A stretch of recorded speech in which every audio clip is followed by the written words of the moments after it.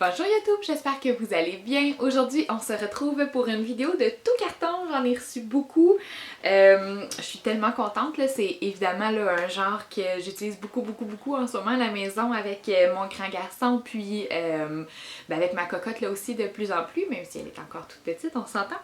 Et voilà, je voulais vous les présenter. Je commence toujours en vous disant que ce sont des livres que j'ai reçus par les maisons d'édition, donc elles me les ont envoyés sans obligation de créer du contenu, sans rémunération non plus. Donc sachez que c'est 100% honnête, 100% bénévole ce contenu que je crée pour vous, mais j'espère sincèrement que ça vous est utile, soit dans votre pratique ou soit à la maison avec vos cocos à vous. Donc, je vais les déposer même par terre parce qu'ils sont lourds, hein? C'est plus lourd qu'un petit album. Je vais commencer avec deux albums des éditions européennes. Ici, nous avons chez Les L'Envers, Brosse tes dents. Donc, brosse tes dents, je sais pas pour vous, mais moi, à la maison, j'ai un enfant qui déteste se faire brosser les dents et c'est un combat de tous les jours, matin et soir. Alors, j'étais bien contente de retrouver ce petit singe-là dans la boîte parce que dans le fond, on a vraiment des petites phrases simples, des illustrations simples. On mentionne où brosser les dents, puis au fil des pages, on a plusieurs animaux.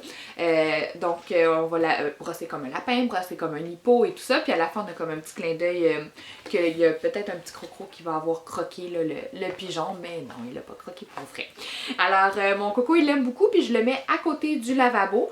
Je le lis pas tous les jours parce que Mané, ça aura plus l'effet escompté. Mais quand je le sors, là, il est content, puis on imite les animaux, puis ça me sauve là, au moins un brossage de dents une fois de temps en temps, sans guerre. Alors, celui-là, je l'ai beaucoup aimé. Toujours chez Les L'Envers, nous avons Bonne Nuit. Donc, Bonne Nuit, c'est comment les animaux font de dos. Donc, on a les girafes, et ce que j'ai appris, les girafes, elles dorment debout. Le saviez-vous? Moi, je ne le savais pas. Les serpents dorment emmêlés, les chiens dorment couchés pour mieux rêver, les flamants roses dorment sur un pied sans jamais tomber. Donc on a une petite rime aussi, les illustrations sont super belles, puis c'est vraiment juste pour comme amener l'enfant à s'apaiser pour s'endormir la nuit. Les chauves-souris dorment la tête en bas, pourquoi pas? Donc c'est super mignon, puis à la toute fin, et moi, je m'endors dans tes bras. Et là, on a ici, là, donc moi, j'en profite pour faire un beau gros câlin à mon grand garçon. Chez La Bagnole, nous avons 3 nouveautés. Mon garçon a adoré celui-là, même si c'est la même collection. Dans le fond, ici, on en a un, c'est Tout le monde aime les coccinelles. Et ici, Tout le monde aime les hot dogs. D'abord, mon enfant a découvert le mot hot dog grâce à ce livre-là, et là, il adore. Et là, il parle de la super chips. Dans le fond, c'est qu'on a à chaque fois un aliment, et on découvre qu'est-ce qui est spécial de cet aliment-là. Donc, la citrouille, elle a un super pouvoir, elle allume dans le noir. Le chou de Bruxelles, lui, possède un pouvoir magique. Prout, il sait péter très fort.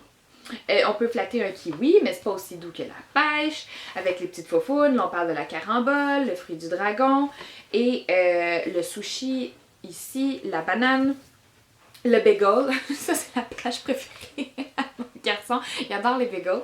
Mais là, on parle du bagel et du bok choy. C'est comme des mots qu'il adore dire, là, maintenant. Et à la toute fin, on adore aller manger les cuisses de Dieu d'un enfant joufflu. Alors, là, on en profite pour aller chatouiller. Puis, tu sais, là, c'est rendu qu'on l'a tellement lu souvent que là, c'est rendu que mon garçon, il prend, il ouvre la première page pour faire comme semblant qu'on va le lire, puis après, il se rend à la dernière page, puis il se couche comme ça pour se faire chatouiller. Et ici, donc, tout le monde aime les coccinelles, un peu le même principe. Donc, on vient parler des insectes cette fois-ci. Et ici, tout le monde aime les jolies coccinelles. Là, on parle de comment elles sont habillées. Ah, ici, on a le monarque. Personne n'aime le pou. La luciole, elle brille fort dans le noir. Puis à la toute fin, on a un animal qui vient grimper sur l'enfant pour le chatouiller. J'adore ces petits livres-là qui sont interactifs comme ça. C'est toujours les préférés de mon garçon.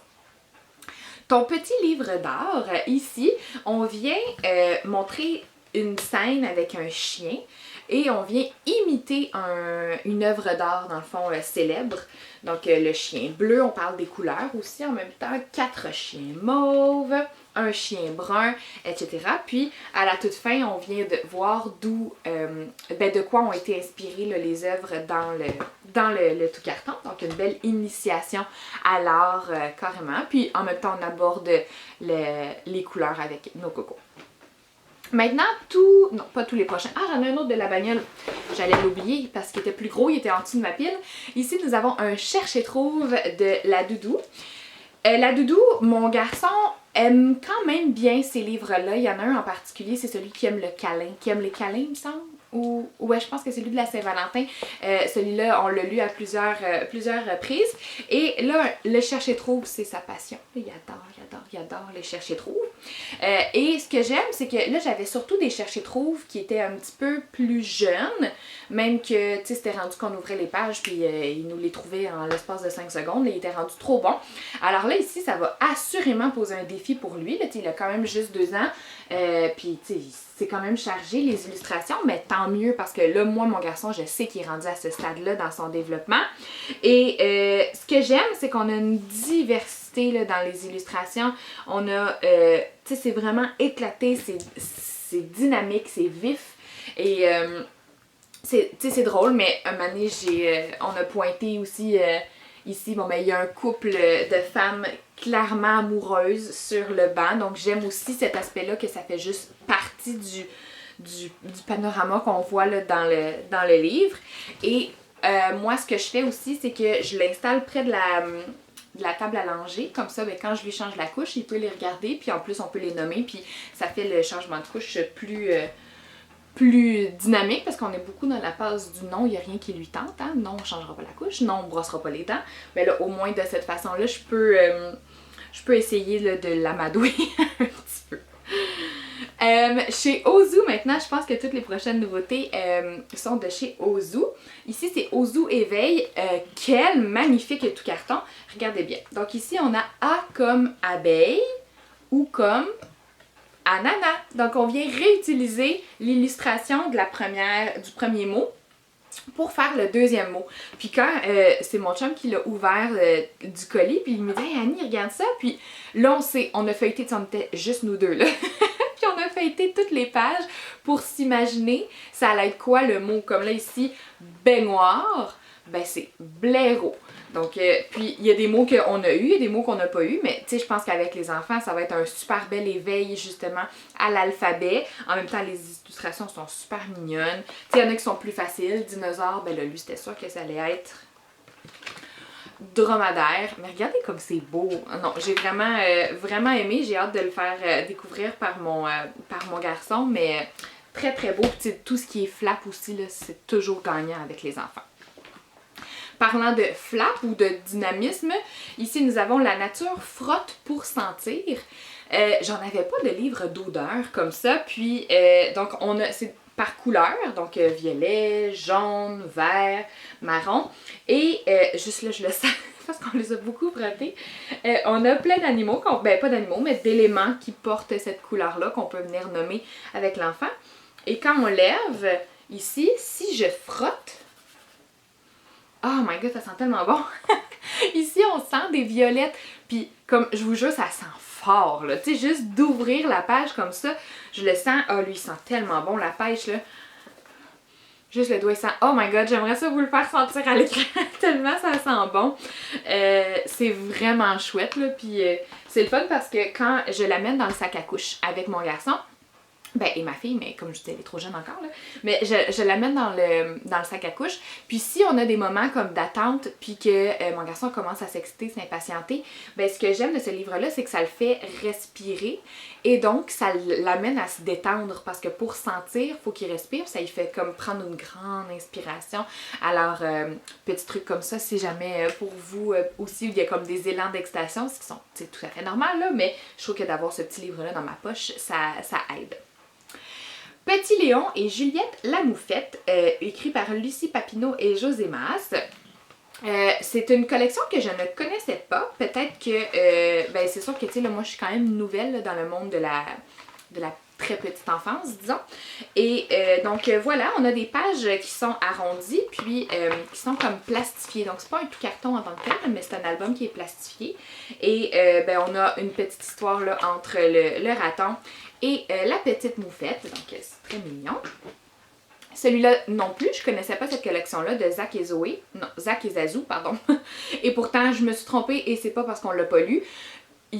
Quand on a ouvert le colis, c'est celui-là qui lui est tombé dans la mire. Et le nombre de fois que j'ai lu ce tout carton-là, encore avant de me préparer pour la vidéo, il a fallu que j'aille le chercher dans son lit parce qu'il voulait encore le lire. C'est un livre qui aborde les orages. Mon garçon a 2 ans, donc est-ce qu'il se rappelle réellement des orages qu'il y a eu l'été passé? Je sais pas, mais là il y a comme une passion orage. À chaque fois qu'il voit des nuages dans le ciel, il me demande est-ce que c'est un nuage qui va y avoir de la pluie, qui va avoir un orage. Dès qu'il entend un gros bruit dehors, il me demande est-ce que c'est des tonnerres. Puis il est passionné par les orages grâce à cet album-là. Et là, on lit, puis on fait jouer aussi de la petite musique, ben pas de la musique, mais comme un bruit d'orage en même temps.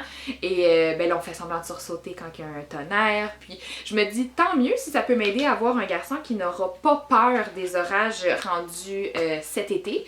Mais non, je pense que ça peut être une belle collection pour enseigner aussi des choses là, aux enfants. Mais vraiment, là, il l'a adoré. Là, j'ai envie de dire, je pourrais pas vous dire pourquoi c'est celui-là qui a vraiment, vraiment trippé.